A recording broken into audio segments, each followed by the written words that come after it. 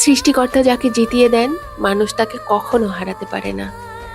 জীবনে এমন অনেক সময় আসে যখন মনে হয় সবকিছু শেষ হয়ে গেছে, স্বপ্ন ভেঙে যায়, প্রিয় মানুষ দূরে চলে যায়, পরিকল্পনা ব্যর্থ হয়, আর চারপাশটা শুধু ধ্বংসস্তূপের মতো মনে হয়।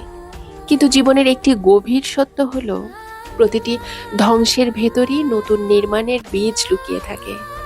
মানুষ আপনাকে অবহেলা করতে পারে, আপনার বিরুদ্ধে ষড়যন্ত্র করতে পারে, আপনার পথ কঠিন করে তুলতে পারে, কিন্তু যদি সৃষ্টিকর্তা আপনার জন্য একটি দরজা খুলে রাখেন, তবে পৃথিবীর কোনো শক্তিই সেই দরজা চিরদিনের জন্য বন্ধ রাখতে পারবে না।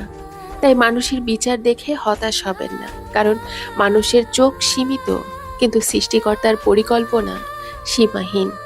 অনেক সময় আমরা মানুষের উপর এত বেশি প্রত্যাশা রাখি যে তার আচরণেই ভেঙে পড়ি। কেউ কথা রাখে না, কেউ প্রতিশ্রুতি ভুলে যায়, কেউ প্রয়োজন ফুরালে দূরে সরে যায়। তখন মনে হয় সব শেষ, কিন্তু সত্যি হলো, যার ভরসা মানুষ সে প্রায়ই হতাশ হয়, আর যার ভরসা সৃষ্টিকর্তা সে বারবার ভেঙেও আবার দাঁড়ানোর শক্তি পায়।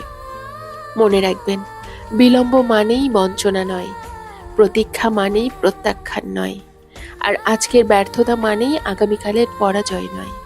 সৃষ্টিকর্তা যখন কাউকে উঠিয়ে দেন, তখন হাজার বাধাও তাকে থামাতে পারে না। আর যখন তিনি নতুন পথ দেখান, তখন বন্ধ দরজার আড়াল থেকেও নতুন সুযোগের জন্ম হয়। তাই মানুষের উপর নয়, নিজের প্রচেষ্টা আর সৃষ্টিকর্তার পরিকল্পনার উপর বিশ্বাস রাখুন, কারণ মানুষ সীমাবদ্ধ,